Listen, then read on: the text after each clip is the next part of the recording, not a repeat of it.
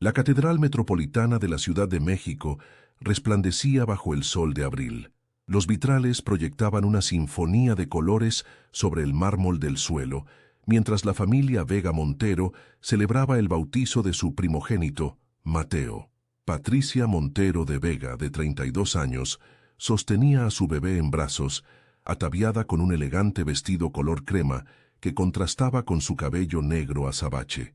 A su lado, Carlos Vega, su esposo de 35 años, empresario inmobiliario con conexiones en los círculos más exclusivos de Polanco, saludaba a los invitados con una sonrisa que no llegaba a sus ojos. El padre Jiménez concluyó la ceremonia con una bendición, y los aplausos resonaron bajo la cúpula de la catedral. La comitiva se dirigió hacia el Salón Hacienda Real en Lomas de Chapultepec, donde esperaba un banquete digno de la alta sociedad mexicana. Las mesas decoradas con arreglos de alcatraces y rosas blancas, mariachis tocando suavemente en un rincón y camareros ofreciendo copas de champán y tequila añejo. Patricia notó que Carlos bebía más de lo habitual. Lo conocía bien después de 5 años de matrimonio, y ese brillo peligroso en sus ojos siempre precedía a una tormenta. Don Guillermo Montero, padre de Patricia y uno de los empresarios más respetados del país, observaba a su yerno desde el otro lado del salón con expresión impenetrable. A sus 60 años, Guillermo había construido un imperio en la industria petrolera y no ocultaba su desaprobación por el matrimonio de su hija. «Deberías controlar a tu marido», susurró Sofía, hermana menor de Patricia, mientras se acercaba con una copa de agua mineral. «Está haciendo el ridículo con los Sandoval». Patricia entregó al pequeño Mateo a la nana y se dirigió hacia donde Carlos gesticulaba exageradamente frente a Alberto Sandoval, un importante socio de su padre. «Carlos, amor», intervino con una sonrisa forzada. «¿Me acompañas? Quiero presentarte a los primos de Monterrey que acaban de llegar». Carlos la miró con irritación apenas disimulada. «Estoy ocupado, Patricia. Estamos hablando de negocios. Pueden continuar después», insistió ella, tomándolo del brazo suavemente. El cambio fue instantáneo. Carlos sonrió a Sandoval, se disculpó con educación y apenas estuvieron fuera de la vista de los invitados, arrastró a Patricia hacia un pasillo lateral que conducía a los baños privados. «¿Quién te crees que eres para interrumpirme así?», siseó apretando su brazo con fuerza. «Carlos, estás borracho. Es el bautizo de nuestro hijo. Compórtate». «¿Comportarme?». Su risa fue áspera. «Ahora resulta que la niña mimada de papá me va a decir cómo comportarme». Patricia intentó soltarse, pero Carlos la empujó contra la pared. El dolor agudo en su espalda la hizo jadear.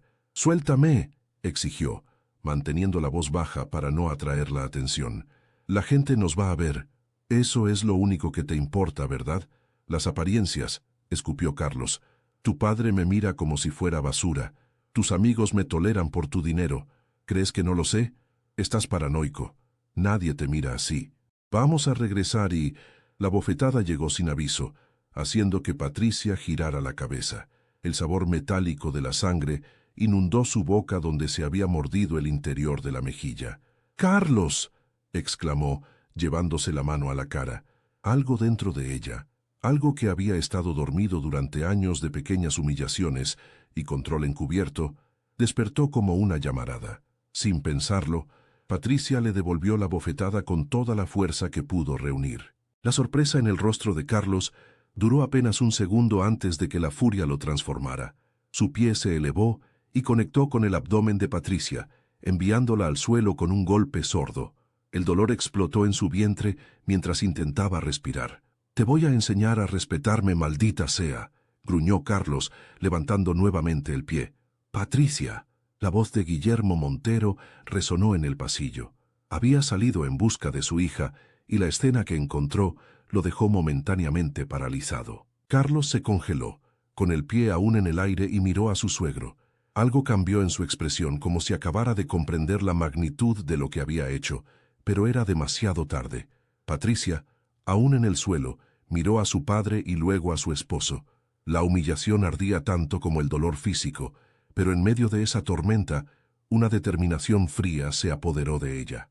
«Papá», dijo con voz entrecortada pero firme, «haz que pague. Aquí, ahora, frente a todos». Guillermo Montero no era un hombre que expresara fácilmente sus emociones. resultado de décadas navegando las traicioneras aguas de los negocios mexicanos. Sin embargo, al ver a su hija en el suelo, con la mejilla enrojecida y el vestido arrugado, algo primitivo y feroz despertó en él. Se movió con la agilidad sorprendente de un hombre mucho más joven, cruzando la distancia que lo separaba de Carlos en 3 zancadas. «Te acabo de ver patear a mi hija», dijo con una voz tan controlada que resultaba más aterradora que cualquier grito. «En el bautizo de mi nieto». Carlos retrocedió, la arrogancia disolviéndose rápidamente. «Guillermo, esto es un asunto privado entre mi esposa y yo. Con todo respeto». No terminó la frase. La mano de Guillermo, endurecida por años de trabajo antes de su riqueza, se cerró alrededor del cuello de Carlos, empujándolo contra la pared. «¿Respeto?». La voz de Guillermo era apenas un susurro.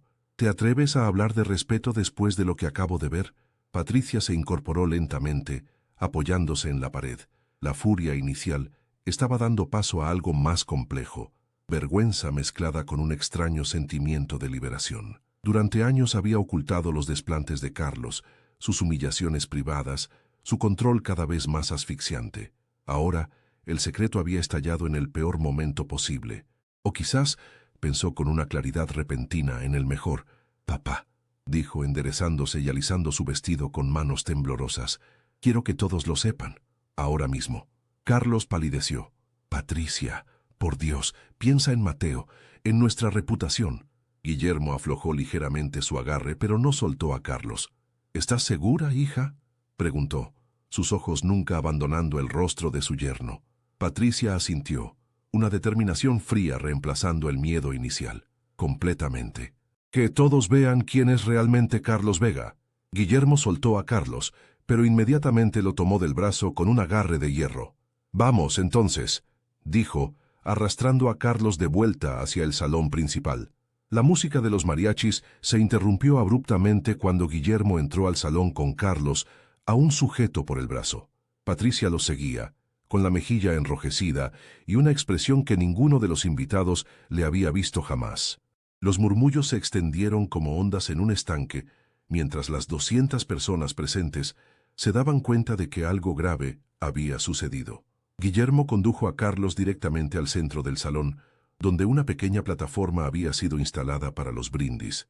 Con un gesto, ordenó a los mariachis que se retiraran. «Señoras y señores», la voz de Guillermo llenó el salón sin necesidad de micrófono. «Les pido su atención». El silencio fue inmediato y absoluto. Sofía se acercó a Patricia, abrazándola protectoramente mientras observaba a su padre con preocupación. «Hoy estamos celebrando el bautizo de mi nieto, Mateo», continuó Guillermo. «Un día que debería estar lleno de alegría y bendiciones. Sin embargo, hace unos minutos he presenciado algo inaceptable». Carlos intentó soltarse, pero Guillermo lo mantuvo firmemente a su lado. «Mi yerno, Carlos Vega, el hombre que juró amar y proteger a mi hija, acaba de agredirla físicamente en un pasillo de este lugar». Las exclamaciones de sorpresa e indignación no se hicieron esperar. Carlos miró desesperado a su alrededor, buscando apoyo, pero solo encontró rostros horrorizados y disgustados. «Don Guillermo, por favor», intervino el padre Jiménez acercándose a la plataforma. «Quizás este asunto debería tratarse en privado, por el bien de la familia». «Con todo respeto, padre», respondió Guillermo. «Ese secretismo es precisamente lo que ha permitido que esto ocurra. Mi hija ha sufrido en silencio, protegiendo una imagen que no merece ser protegida». Patricia subió a la plataforma, colocándose junto a su padre. Su presencia, a pesar del evidente maltrato, irradiaba una dignidad que impresionó a todos los presentes. «Quiero que todos sepan», dijo con voz clara, «que este no es un incidente aislado. Durante años he soportado el maltrato de Carlos, creyendo que cambiaría, que era mi deber como esposa mantener unida a mi familia. Hoy, frente a ustedes, digo basta». Carlos, finalmente liberado del agarre de Guillermo, dio un paso al frente. «Esto es ridículo. Patricia está exagerando. Tuvimos una discusión, sí, pero jamás la he maltratado sistemáticamente como insinúa. Pregúntenle a cualquiera, a mis amigos, a mis socios. ¿Quieres que hablemos de lo que realmente eres, Carlos?». Intervino una voz desde el fondo del salón. Todos se volvieron para ver a Alberto Sandoval avanzando entre los invitados. Su expresión normalmente afable había sido reemplazada por una seriedad inusual. porque tengo información que podría interesar a todos los presentes, especialmente a don Guillermo y a Patricia. Carlos palideció visiblemente, como si acabara de ver un fantasma. Sandoval, no te atrevas. Alberto sonrió sin humor mientras sacaba su teléfono del bolsillo. ¿Sabes? He estado esperando el momento adecuado para compartir esto, y parece que finalmente ha llegado. Alberto Sandoval, a sus 50 años, era conocido en los círculos empresariales de la Ciudad de México como un hombre comedido y prudente. Verlo avanzar con determinación hacia la plataforma, con el teléfono en mano y una expresión desafiante, provocó un silencio expectante en el salón. «Don Guillermo», dijo Alberto deteniéndose frente a la plataforma, «hace 3 meses mi departamento de seguridad detectó un intento de acceso no autorizado a nuestros servidores corporativos. La investigación nos llevó a una sorpresa desagradable». Carlos intentó interrumpir, pero Guillermo lo detuvo con un gesto. «Continúa, Alberto». El intruso buscaba información específica sobre sus proyectos petroleros en Campeche, explicó Alberto, mirando directamente a Carlos. Rastreamos el ataque hasta una empresa fantasma en Panamá, que tras una investigación exhaustiva, resultó estar vinculada a Inversiones Vega S.A. Un murmullo recorrió la sala. Inversiones Vega era la empresa de Carlos, la que había utilizado para posicionarse como un empresario exitoso por derecho propio, no solo como el yerno de Guillermo Montero. «Eso es absurdo», protestó Carlos, aunque su voz carecía de convicción. «Cualquiera podría haber usado el nombre de mi empresa. No tienes pruebas». Alberto sonrió ligeramente y extendió su teléfono hacia Guillermo. «Aquí tengo correos electrónicos, transferencias bancarias y grabaciones de reuniones que demuestran que Carlos ha estado vendiendo información confidencial de Grupo Montero a sus competidores durante al menos 2 años». Patricia observó cómo el rostro de su padre se transformaba mientras revisaba la información en el teléfono. La sorpresa inicial dio paso a una comprensión dolorosa y, finalmente, a una ira controlada que pocas veces había visto en él. «¿Es esto cierto, Carlos?», preguntó Guillermo, su voz peligrosamente suave. Carlos miró a su alrededor, evaluando sus opciones. La desesperación comenzaba a filtrarse a través de su fachada de indignación. «Guillermo, esto es claramente un malentendido. Puedo explicarlo». «Explícaselo a la policía», interrumpió Guillermo haciendo un gesto a su jefe de seguridad, que se encontraba cerca de la entrada. «Manuel, llama a la policía. Quiero presentar cargos formales». El pánico finalmente rompió la compostura de Carlos. «No pueden hacer esto, Patricia, diles que se detengan». Se volvió hacia su esposa, la misma que minutos antes había golpeado. «Piensa en Mateo, por Dios. No puedes permitir que arresten a su padre». Patricia lo miró con una mezcla de dolor y claridad recién descubierta. «¿Ahora te importa Mateo?», preguntó en voz baja pero audible para todos. «¿Dónde estaba esa preocupación cuando me humillabas frente a él? Cuando te perdías sus primeras sonrisas por estar trabajando, o debería decir, traicionando a mi familia». Un silencio sepulcral cayó sobre la sala mientras las implicaciones de todo lo revelado se asentaban. La imagen cuidadosamente construida de Carlos Vega, el exitoso empresario que había conquistado a la hija de Guillermo Montero, se desmoronaba frente a la alta sociedad mexicana. Sofía, que se había mantenido al margen, se acercó a su hermana y la abrazó con fuerza. «Siempre supe que había algo mal con él», susurró. «Debí haber insistido más cuando notaba cómo te trataba». Patricia negó con la cabeza. «No te culpes. Yo fui quien permitió que esto continuara». Pero se acabó. En ese momento, un llanto infantil rompió el tenso silencio. La nana apareció en la entrada del salón con el pequeño Mateo en brazos, claramente alterado por la atmósfera cargada.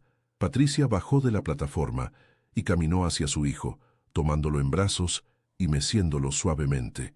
La imagen de madre e hijo, con la marca roja aún visible en la mejilla de Patricia, creó un contraste tan poderoso que varias de las invitadas no pudieron contener las lágrimas.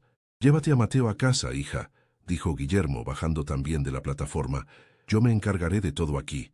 Patricia asintió, pero antes de marcharse, se detuvo frente a Carlos, que ahora estaba flanqueado por 2 guardias de seguridad. «Te amé, Carlos», dijo con una voz que mezclaba tristeza y resolución. «A pesar de todo, realmente lo hice. Pero no permitiré que nuestro hijo crezca creyendo que lo que hacías es normal o aceptable». Carlos la miró y por un momento Pareció que iba a decir algo sincero, algo real, pero el momento pasó, y su expresión se endureció nuevamente. Te arrepentirás de esto, Patricia. Nadie me humilla así y sale impune. Guillermo dio un paso adelante, interponiéndose entre su hija y Carlos. Ya has causado suficiente daño, dijo con una frialdad que hizo que Carlos retrocediera instintivamente. Si vuelves a amenazar a mi hija o a acercarte a ella sin autorización judicial, te aseguro que la humillación pública será el menor de tus problemas. Mientras Patricia se dirigía hacia la salida con Mateo en brazos y Sofía a su lado, escuchó a su padre dirigirse nuevamente a los invitados. Señoras y señores, les pido disculpas por este desafortunado incidente. Les agradezco su comprensión y les ruego que respeten la privacidad de mi familia en estos momentos difíciles. Al cruzar las puertas del Salón Hacienda Real, Patricia sintió una mezcla contradictoria de emociones, vergüenza por lo público de su humillación, pero también un inmenso alivio. Por primera vez en años, podía respirar sin el peso de los secretos y el miedo constante. Afuera, la Ciudad de México continuaba su ritmo incesante bajo el cielo del atardecer, indiferente al drama que acababa de desarrollarse, pero para Patricia, el mundo entero había cambiado irrevocablemente. 3 meses después del incidente en el bautizo, la residencia Montero en Las Lomas vibraba con los preparativos para una comida familiar. Patricia, vestida con un sencillo vestido azul, supervisaba la disposición de la mesa en el jardín, mientras Mateo dormía plácidamente en su carriola bajo la sombra de un ahuehuete centenario. La vida había cambiado drásticamente desde aquella tarde de abril.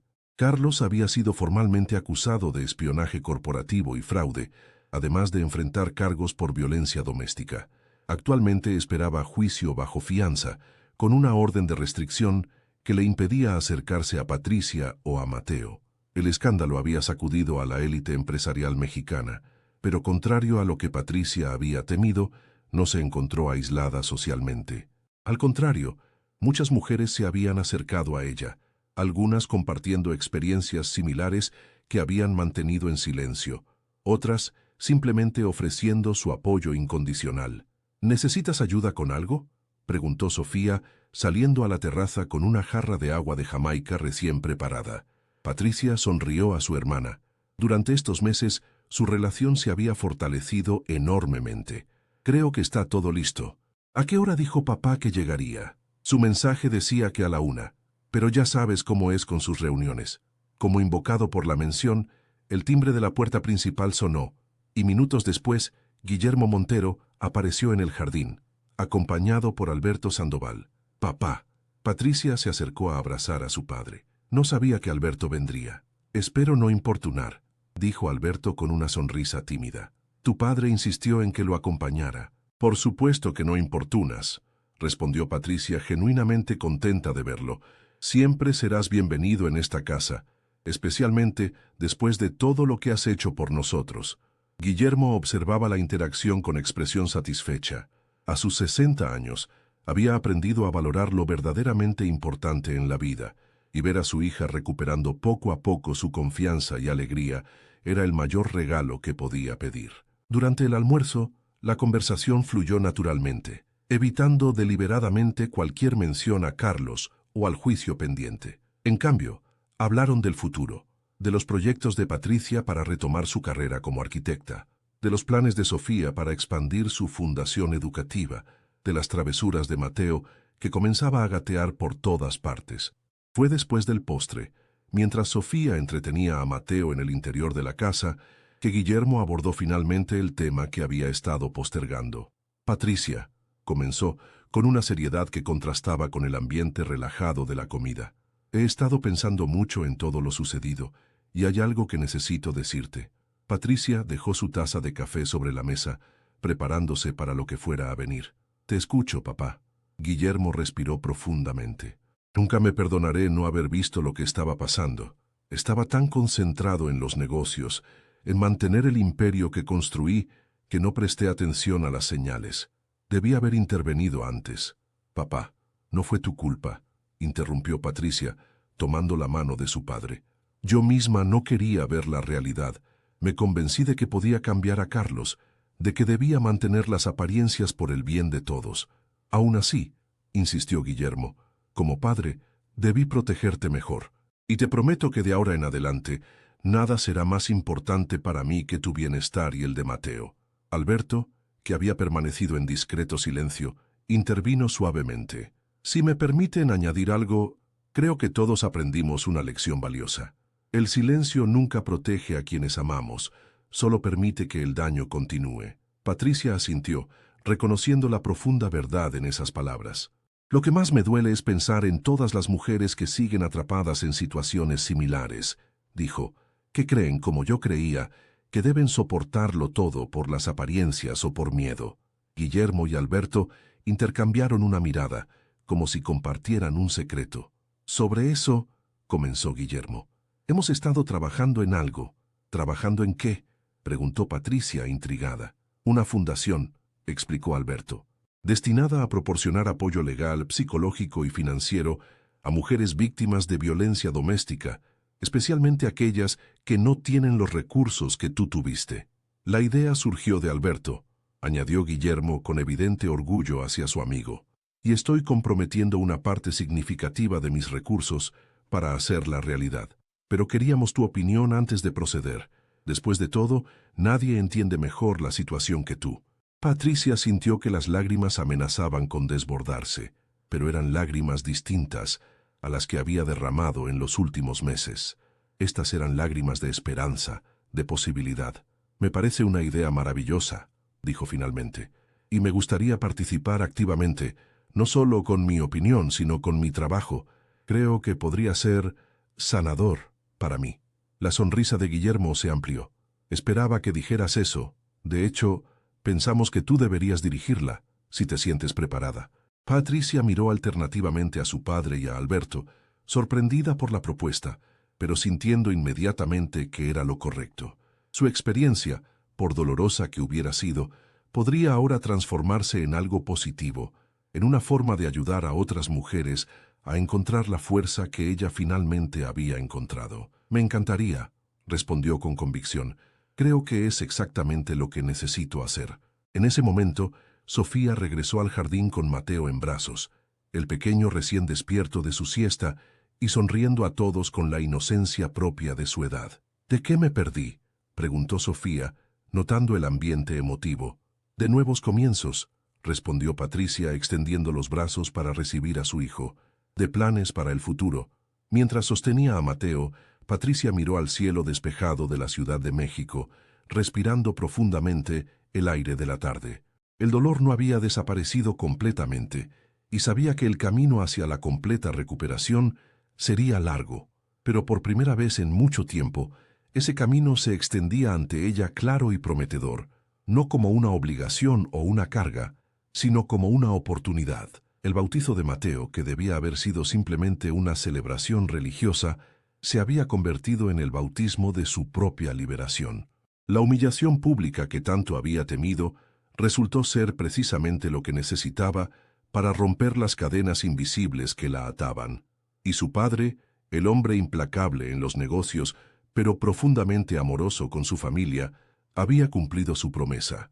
Había hecho pagar a Carlos no solo por el golpe de aquel día, sino por cada lágrima silenciosa que Patricia había derramado durante años. Mientras la tarde avanzaba, los 4 adultos y el pequeño Mateo permanecieron en el jardín, hablando del futuro, haciendo planes, riendo ocasionalmente. La sombra de Carlos aún estaba presente, como una lección que ninguno olvidaría, pero ya no dominaba sus vidas. En su lugar había una renovada sensación de propósito y, sobre todo, la certeza de que juntos podían transformar incluso las experiencias más oscuras en luz para otros.